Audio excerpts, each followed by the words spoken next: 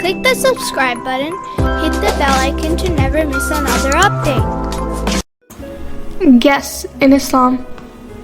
Make space for others. One Friday afternoon, the Prophet was sitting in the masjid talking to a group of people. Since the masjid was crowded, people were sitting very close to each other. After a while, another group of people walked into the masjid to say salam to the Prophet, but there was no space for them to sit down and join the gathering. Nobody offered to make room for them, so they remained standing. When the Prophet noticed this, he became upset.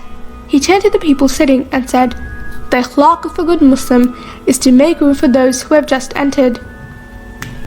Prophet Muhammad has said, "When you are sitting in a gathering, make space for other people." يا أيها الذين آمنوا إذا قيل لكم تفسحوا في المجالس فافسحوا يفسح الله لكم وإذا قيل انشزوا فانشزوا. Make room for each other in a gathering, and Allah will make room for you in Jannah.